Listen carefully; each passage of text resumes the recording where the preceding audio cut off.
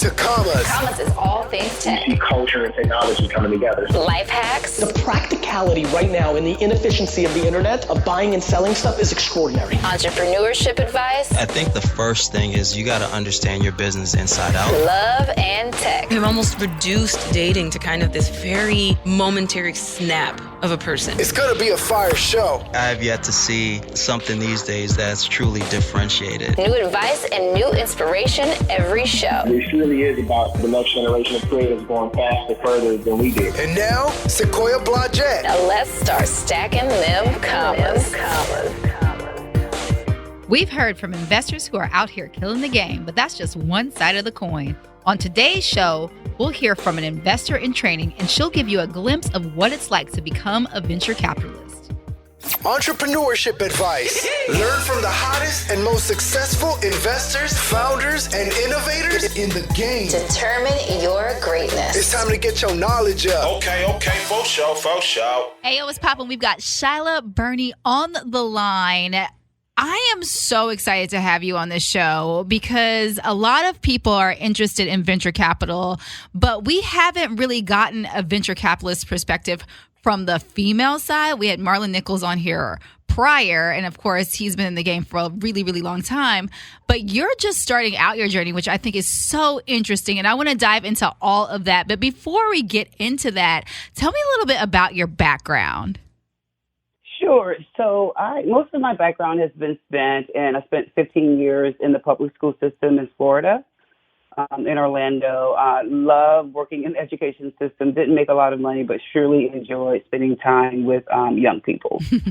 Moved to Atlanta in 2002 and started a totally different career path. I started working for the Atlanta Journal-Constitution, where I was a department manager in the features department, so sort of like managing the operational side, but then got bored and really wanted to do something different and started writing. So I wrote fashion, had a real interest in fashion at the time, wrote fashion and home and garden stories for the paper, and so did that for about 5 years, transitioned to nonprofit, worked over at the American Cancer Society. So you're talking about two different industries, one creative, and then now where you go to a research organization. I worked for the American Cancer Society in the Office of Health Disparities, where we were sort of addressing the issues of people of color and how they were being treated in sort of medical situations or health, and just make them aware of some of the services that were available, that sort of thing. And I thought that was going to be like the worst job ever. And we did some creative stuff, bringing information out. We did a colonoscopy video with Steve Harvey that brought awareness for African American men to go and get their colonoscopy. Nice. And so then still stayed in the realm of nonprofits. And my last job was with Points of Light, which is an organization started by George H.W. Bush, President George H.W. Bush, that focuses on volunteerism. And so that was my last role in 2017, and then I transitioned to entrepreneurship. Perfect. So as an entrepreneur, you now decided after having multiple careers, and I definitely know what that's like because I've jumped around my fair share of times as well. So having multiple careers, now deciding, okay, I want to do entrepreneurship. Did you launch a business and not get funding, and that's why you decided to go into venture? Like, what was that process like, and how did you arrive at venture capital? Sure. So for, I think, maybe since 2012, I had always had side projects. So I had a few clients where I was doing some administrative support, some project management support. So when I transitioned out, I immediately went into that business. So I created one business called the Burney Experience, where I was providing support to nonprofits and some other companies. And then I also had these events. So I was curating events for women, and, just empowerment sort of events. And so got into that.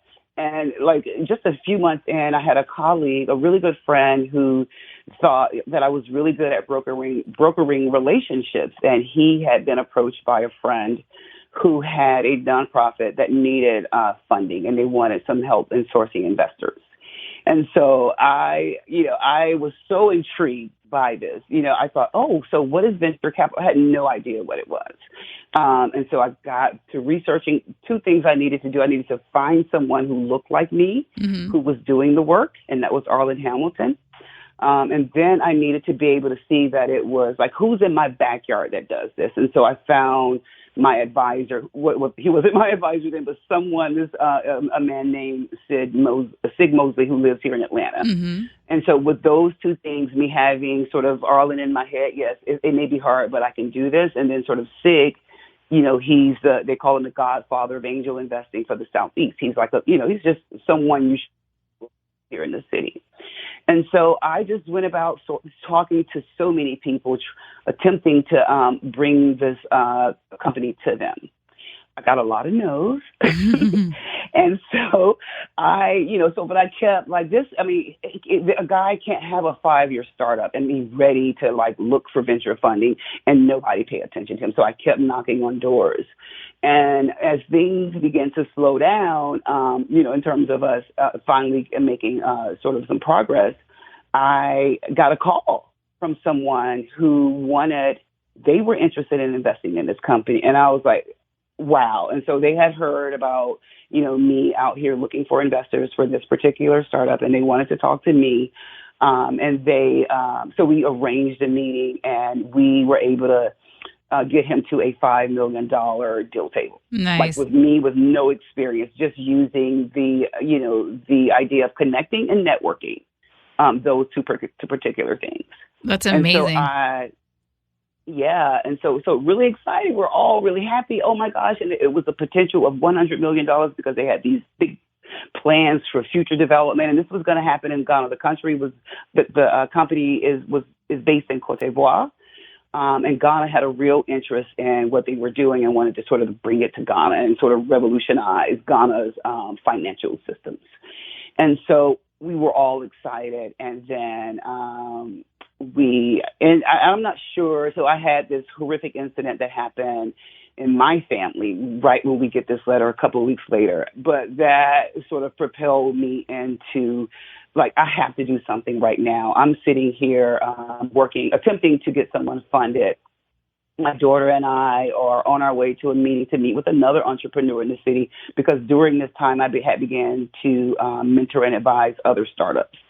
And so we're headed to meet one of a colleague who's also an entrepreneur in the city, headed to the gathering spot where we typically have our meetings. And we're riding through a neighborhood. I didn't know at the time. All I know is it's a shortcut. I can get to the meeting a little bit quicker. And we are caught up in gunfire. Two people are shooting at each other. I have no idea. All I do is I speed up because I hear the noise. I'm not really aware. But my daughter's in the car with me, and then I hear this piercing noise, and I say, well, the glass is not broke there. I don't see anything shattered. We must be fine. And I look down, and my daughter is bleeding from her abdomen. Oh, my God. And so we're like both crazy. I'm on a conference call. I mean, we're just like, we don't know what's happening. I don't know if people are after us, if it's a neighborhood thing. And she's fine. We get down the road, and ambulance a police comes, and they come and they take my daughter to the hospital. She is examined. No organs were damaged, thank God. But we are all like, what is happening? I mean, these are communities that, I've worked for all of my career. How do we get caught up in something like this? And so I decide at that moment, do I even want to continue this work? I'm doing this work for this person. I'm out here trying to help folks, and here my daughter and I, all innocent in between somebody else's mess, basically, because it was sort of a turf war. And, and then fast forward, she's healing. We're all traumatized, but she's healing. And, we hear from the investor, and he decides he doesn't want to invest in a startup. He's going to go invest in hotels. And so, it's like it leaves everyone out on alert. And so I am like, you know what? No, I can't just like leave this. I have to do something. In spite of what happened to us in the community, that's where my heart is. This is what I want to do, in terms of making communities whole through whichever way I need to do that. I decide I'm going to launch my own fund. I'm going to raise money. I'm going to make sure founders who have put in the work and when they're ready to grow and scale, there is capital there. Because there is capital available. And so we just need folks in this to be able to advocate for that. And so I decided to start a fund. I'm sitting at my table thinking, I need a strong woman. I need someone, when I think about this fund every day, it's going to drive me. So, I'm thinking Oprah, I'm thinking Harriet, all the folks that are dear to my heart when I think of strong women. And my daughter is right across from me. And I go, oh, my gosh, I'm going to name the fund. My daughter's name is Zane, Zane. Mm-hmm. And so I'm going to name the fund after her. It's Zane, but we call her Zane. Wow. And I named the fund after my daughter. And I spend that's just been since November. I've spent these months just getting educated, getting in front of folks, sharing the story, seeing what the feedback is. And so, here I am in June, whatever month we're in, I've been so busy, sort of ready to kind of make a pivot while also, a part of what I've missed in this whole story is that we've had these amazing events around the country, mainly in New York and some here in Atlanta, where we've brought women together to talk about some of the resources that are needed, in terms of some entrepreneurs, what's needed for their businesses to scale and, to grow and scale and hopefully exit at some point. So we had those sort of events while I formalized the fund. And so it's just been an exciting journey. It's different. My background is not there is no direct path to venture capital. It's just been one zigzag that got me here with the attempts of making sure a founder got funded. Based on his sweat equity that he had put into his company. We know that it was viable. It just needed an investor to come in and believe in him. Right. So what has your experience been raising a fund so far? Because I've seen every single angle. I have personal friends, Monique Woodard, a lot of other really powerful women who have attempted to raise a fund, and it has been excruciating. So what has your experience been throughout this process? So I've not started raising it, but just one thing that's been important to me, and there is a firm in New York who's sort of been holding my hand through this process, advising me to first get educated, know what it all entails. What do you need to have a fund that's actually going to work, and making sure my thesis is tight and differentiated from others. And then sort of getting informed, talking to LPs, what are people looking to invest in, and then sort of the introductions would happen. So I'm now at the introduction stage. And not that I've not started fundraising, but of course, everybody has told me how hard it's going to be, right? Not that I've had a few people tell me, just do the event. Don't even worry about raising a fund. It's just that difficult.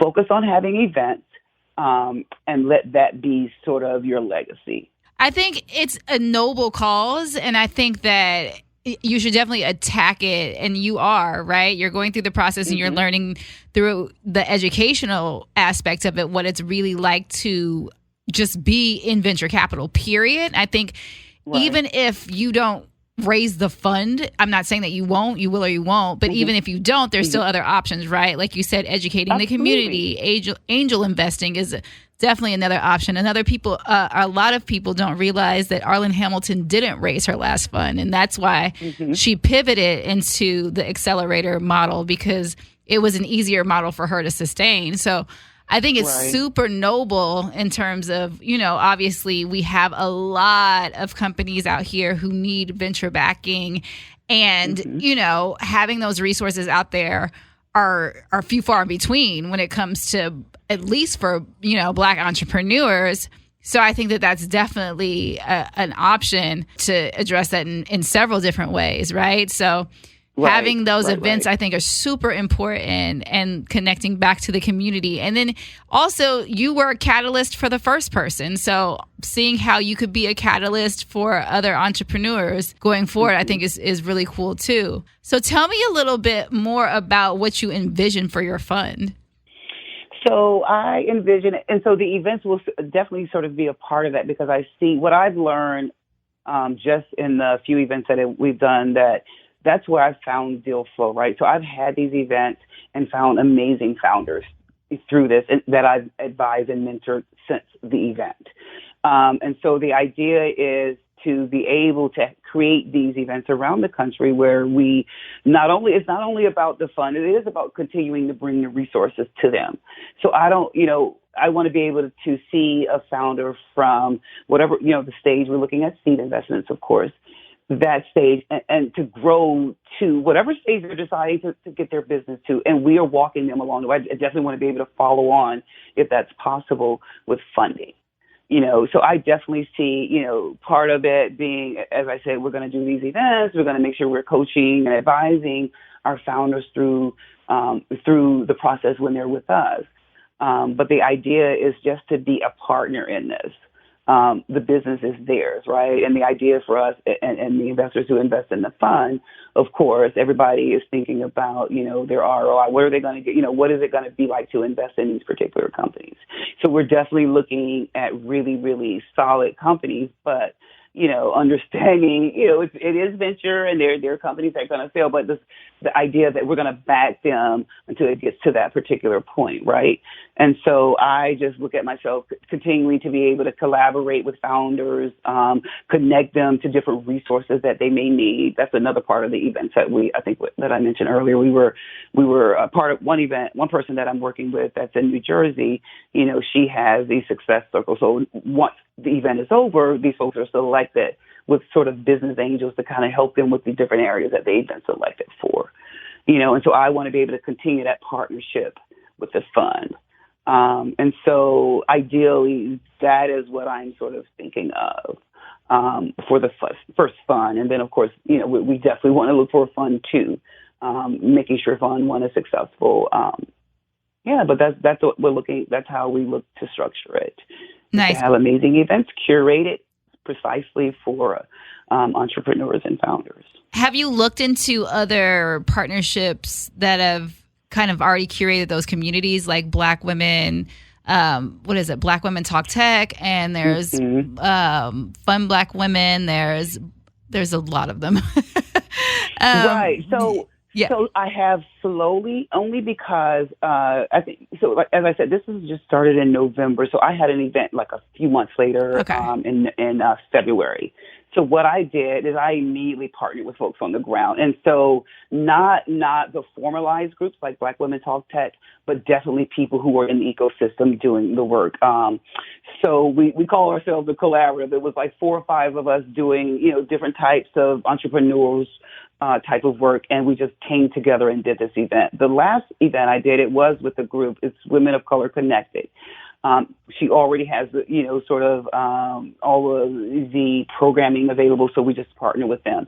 I've attended Black Women Talk Tech. It was phenomenal last time, and I got to meet, I think, one of the co-founders and then someone who's local here in Atlanta. So the idea is for sure to collaborate with them. And so I don't know, I'm sure Joel Burks. Mm-hmm.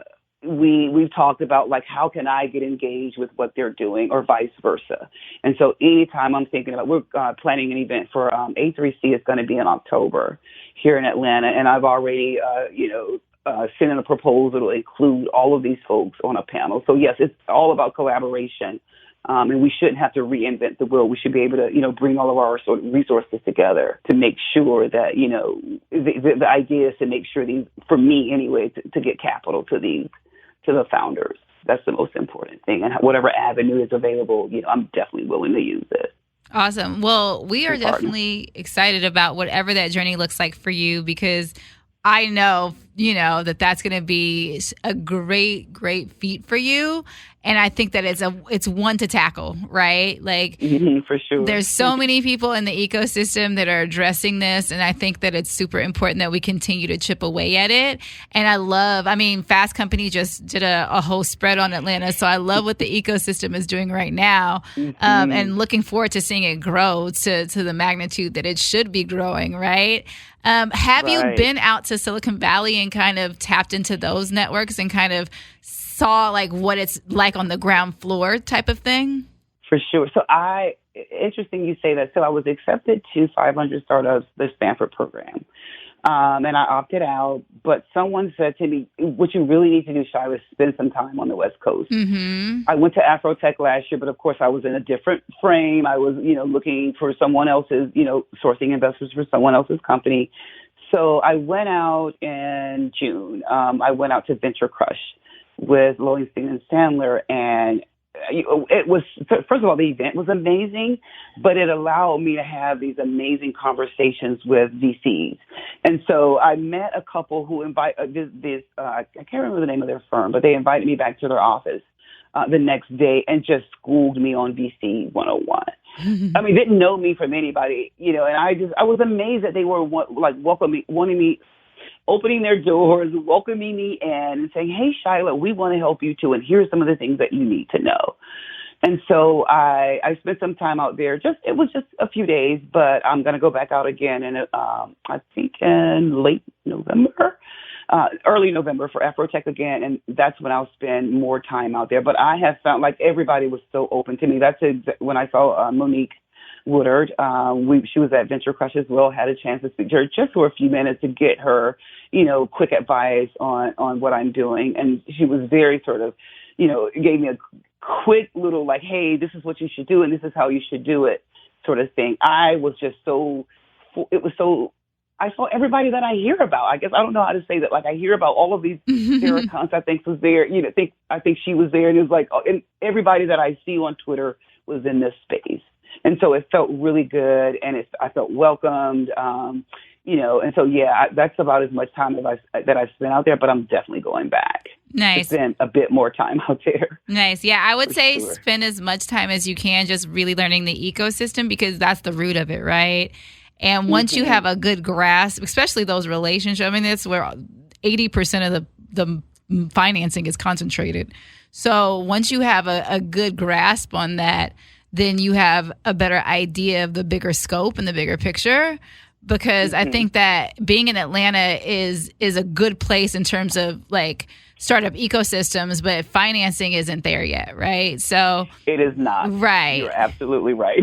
So as soon as you have that kind of bigger scope and really understand that ecosystem, I think it's going to be really, really instrumental to your growth in terms of your fundraising because you'll get very clearly what's happening.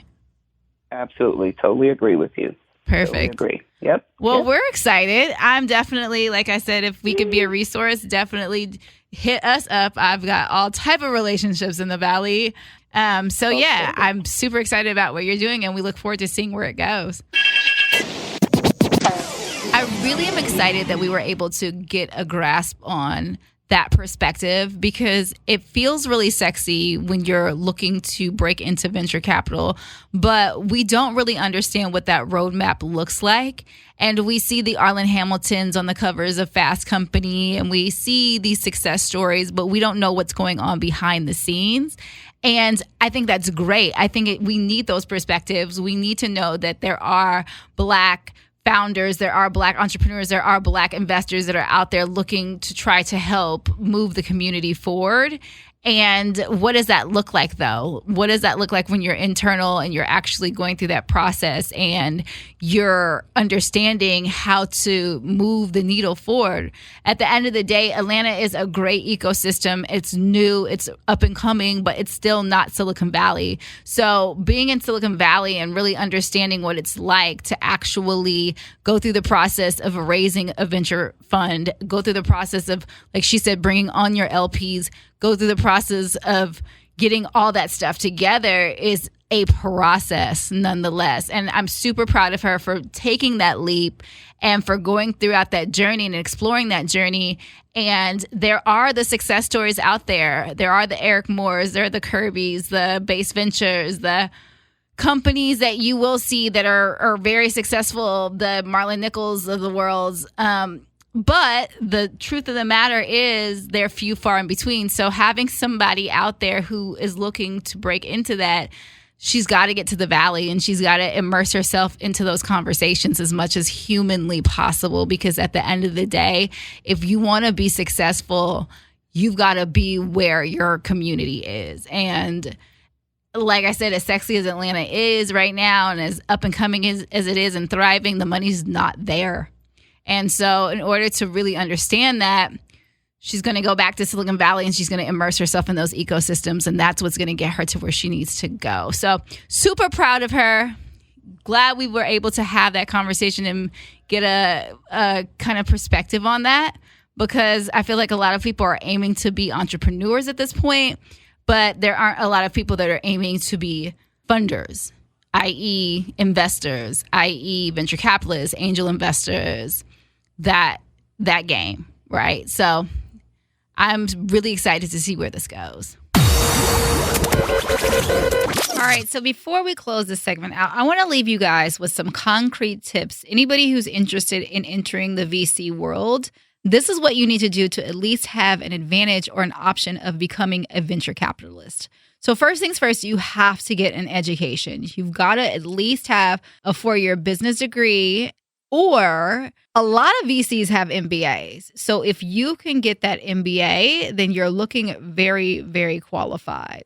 In Shyla's case, she had gotten accepted to the Berkeley School of Law. So she took their VC University program and got a diversity scholarship for that. So if you're thinking, oh, I can't afford it, there are definitely scholarships out there. She had a 2.5-day program that she spent at the University of Michigan where she learned about cap tables and got a lot of education around deal flow. So that's definitely a good start. So take that and then obviously growing it, thinking about other ways that you can get educated, because you have to have that education regardless.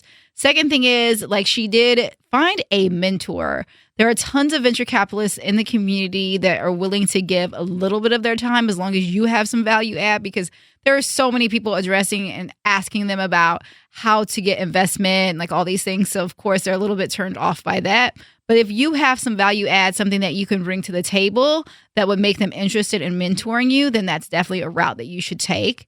Obviously, you want to have venture capital work experience. So working at a VC firm as an analyst is a great way into the door. So think about that. Becoming an angel investor first. So I actually tapped into that a little bit in our conversation. But that is definitely a way to understand what deal flow looks like, how to do due diligence around a deal. Those are things that you're going to come across as an angel investor in the beginning. And that's something that you can add to your portfolio because you've already been investing in the community. A lot of VCs, which is interesting, come from the investment banking world. So they're either really successful entrepreneurs who went through the route of being an angel investor and then eventually moving on to a firm, or they came from the investment banking world. So think about those two verticals. Also, investing in your own ideas. Did you invest in yourself first? Have you bootstrapped? Those are obviously really, really, really strong things to consider when you're looking into becoming a VC, because you know what that process looks like. So if you were an entrepreneur, you know what you should be looking for as an investor, right? So you've had, like I said, a little bit of each side of the coin. So those are some really solid tips if you're looking into joining the VC community. It's life hacks. Life hacking, baby. Tech tips and tools for everyday needs. Tap in. Control, copy these shortcuts and simplify your life. You heard us. One day, I was leaving a conference and I was on my way back to the airport. And I was super tired. So I'm getting on this plane and I'm not even checking for the fact that we've been sitting on the tarmac for like 2 hours because I'm knocked out cold. So out of nowhere, they're like, okay, everybody, we have to deboard the plane. So we get off and we're in this massive line. And of course, me being the technologist that I am, I'm like, let me check the app to see if there is another flight that I can book from the app, right? And so I look at United's app and it says that there are no more flights to Los Angeles that day. So now I'm a little bit panicked because I need to get back to LA and I'm not sure where everybody else is going, but I'm definitely needing to be on the ground in Los Angeles. Now, I have spidey senses. And I actually heard another guy say that he had booked a flight back to LA. So I'm going, okay, the app's saying one thing, but this guy's saying something completely different. And I don't know the guy. So I don't want to approach him and be like, oh, did you book your flight back to LA? Which in hindsight, I probably should have just asked him, right? And so I'm standing in this line and people are going and going and going and they're getting rebooked and they're getting rerouted, et cetera. And then all of a sudden, the gate agent is like, everybody who is going to, I want to say was it Dallas? Let's say Dallas for now. I don't even remember. But everybody who's going to Dallas, get on the flight. And I'm like, I'm not going to Dallas. I'm going to LA. And so I stay in the line. And little by little, the line is dwindling until it's smaller and smaller and smaller and smaller and smaller. And then there's this guy and his 2 children that are at the front of the gate. And they're just taking their time. And I am kind of in panic mode right now because I'm seeing all these people get on this flight. And I'm trying to make a decision in my mind. Do I just go to Dallas? But I'm like, I don't want to be stuck in Dallas. I want to be in Los Angeles. And so I'm like, I'd rather be stuck in North Carolina, to be honest, versus being stuck in Dallas because I know people where I'm already at. So I get to the front of the line, and at this point, everybody has boarded, and I'm literally the only person left in line. And so that says a lot because I guess everybody else just was like, F it, I'm going to Dallas. I'll figure it out, right? And so the guy has boarded the flight, closed the doors, and I get to the front and there's this woman standing there and she's like, where are you going? And I'm like, Los Angeles. And so she checks and she's like, you need to be on that flight because there's another flight connecting to Los Angeles. And automatically I am in utter panic because I'm like, your technology said that there were no more flights to get to Los Angeles. And she's like, no, you need to be on this flight. So she runs down, talks to the guy. He's like, no, she's not getting on this flight. I asked who was going to Dallas and she didn't say anything. She didn't move. And so eventually he comes back up. Mind you, the plane's still there and I can see it.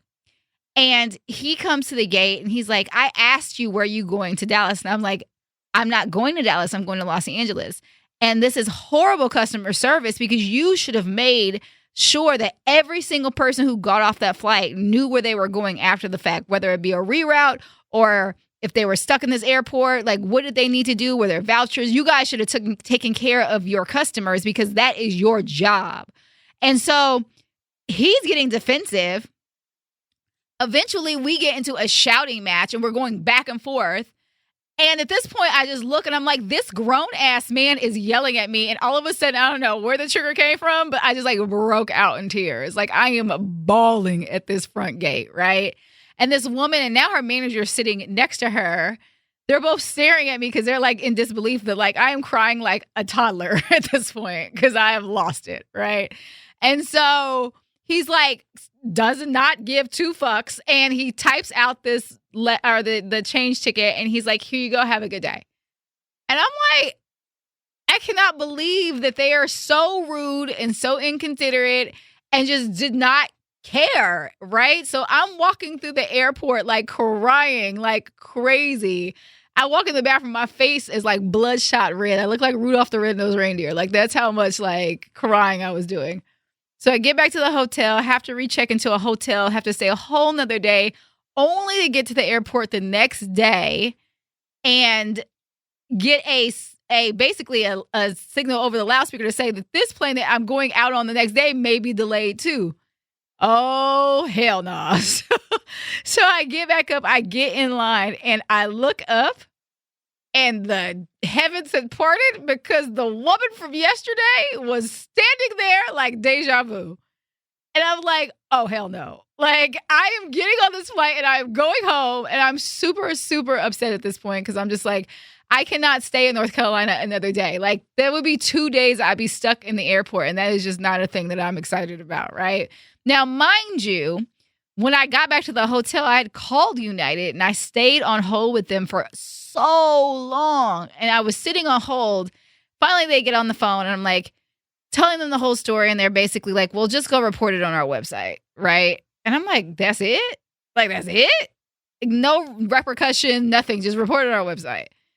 Do you know how hard it is to report a claim on a website for a major airline? So I go report this. It goes unanswered. Nothing happens. The next day, like I said, I'm in that line. I see the woman. She sees me and she's like, come to the front of this line right now. So I walk up to the front of the line and she's like, we are putting you on 2 flights. She was like, if you can't get out on this first flight for whatever reason, I will get you on another flight in Chicago to make sure you get back to LA. She calls her manager. She's like, this girl has been in the airport for 2 days. Like, she has got to get out of here. So all is said and done, I get back on that flight. I get home, but I'm still pissed off at this man who was yelling at me like I was his child.